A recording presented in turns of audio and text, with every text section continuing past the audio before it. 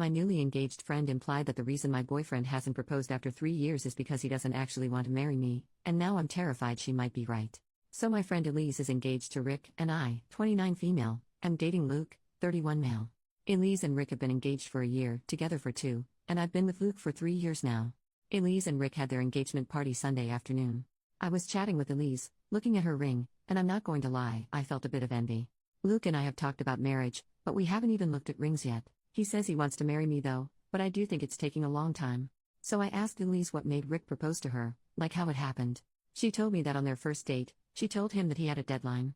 I asked what she meant, and she said that she told Rick she wasn't going to wait around for 2, 3, 4, 5 years for a man, any man, not him in particular, to marry her. She said she wants kids with the right guy but didn't want to have kids without a stable marriage and a house. Well, they have the house and now are getting married. Another one of her friends, Heidi, said she was shocked that it didn't make Rick run for the hills. Elise laughed and said, well, it wasn't an ultimatum. It was a fact. If after 2 years you still can't tell if I'm the one, then I'm clearly not, and I will be moving on. Period. I told Elise that if I told Luke that, he would probably leave me. That's when Elise said that Luke probably isn't the right one then, if after 3 years he'd leave me for expecting marriage. That hurt my feelings, so I told her that marriages don't always last and doesn't mean someone is the one just because they propose. She said she wasn't worried, that she and Rick were in love and knew life would not be easy, but she's prepared to make it work. She also said she knows marriage isn't for everyone, which is fine so long as your partner feels the same, but that marriage is a value of hers, and she wasn't going to waste time with someone who so clearly didn't have the same values as her. That's when Heidi asked me what my problem was. I told her I didn't have a problem, just stating a fact. Then Heidi asked how long I had been with Luke. I said 3 years, and she asked if I wanted to get married. I said yes, and when she asked what about Luke, I just excused myself to the restroom. Not much else happened at the party, but when Luke and I left, I told him about the conversation. Luke laughed and called Elise ridiculous. I asked what he meant and he said, verbatim, only desperate and crazy women have a policy like that. Let it happen when it feels right. So I asked him if he wanted to marry me, to which he said of course, and I asked then why weren't we engaged when we've been together longer. He said he wasn't ready yet and our relationship was fine the way it was. I asked how long did he have to wait to know and he shrugged and said does it matter? We're together and that's what is important. The conversation paused for a minute and then Luke asked me not to be like Elise. He said that he doesn't like being forced to do something. I asked him if Rick felt that way. He's good friends with Rick. He admitted that Rick never said he felt forced and that he had been planning to propose to Elise 6 months after they met, but waited a bit to make sure he wasn't just jumping into something.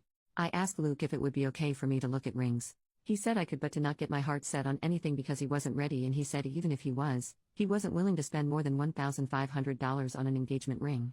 Elise's ring obviously cost more than that. I never asked her how much it was, but center diamond is 2 carats, and the rest of the band is covered in diamonds. I remember she was asked once how much it was. She wouldn't answer but said that Rick bought a ring he wanted her to love and did not care about the price.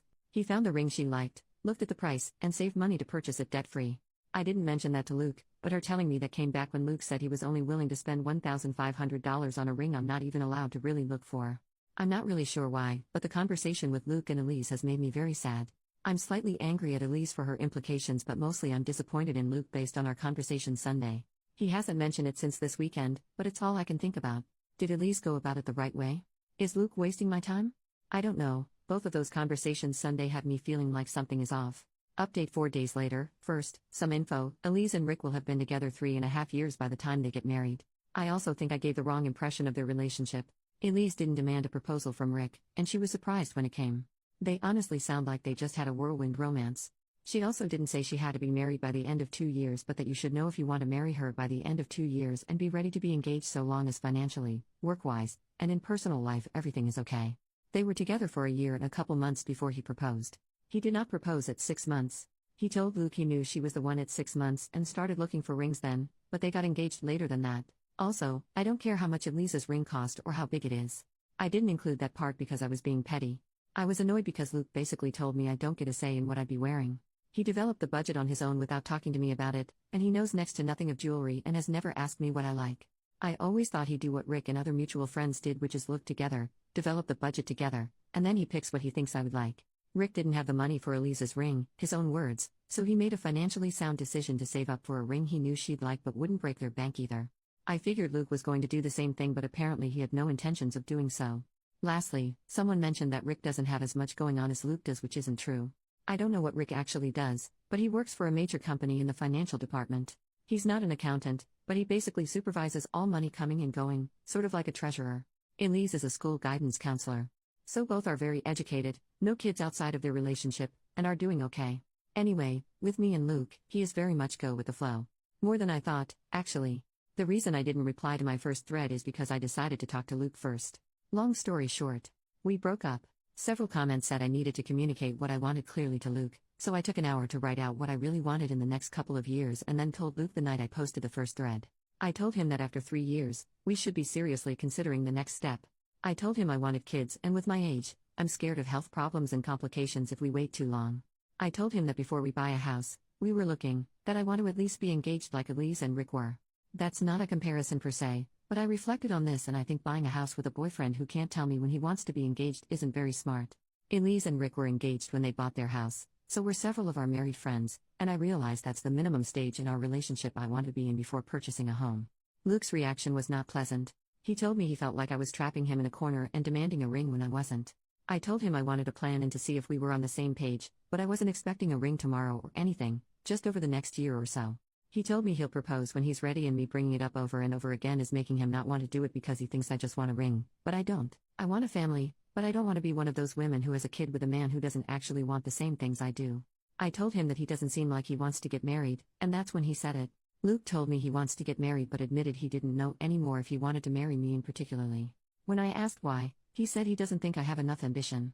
Luke wants to get a promotion at his job, he works in marketing, he's going to school for his master's, and he's into self-improvement like going to the gym and eating healthier and mental health books. He said he felt like I just wanted a marriage and kids and then I would be a stay-at-home mom, which he doesn't want me to do. He wants me to work, but I work as a secretary for psychology service. Luke makes almost 3 times as much as I do. And I don't want to go back to school. I hated it the first time, and I can't afford to do it again even if I wanted to. Plus, I love my job. Great pay, great benefits, and my bosses and coworkers are really cool. But he told me that was an excuse, and he doesn't want to be tied to someone who is, as he said, okay with just being okay, and that he wants more than that out of life. I was angry because I feel like I've asked this of him before and he always said he wants to marry me. I did tell him before I wanted to be a stay-at-home mom if financially we could afford it, and I guess he didn't want me to be. So, I told him I was done with the conversation and have been staying at a friend's house.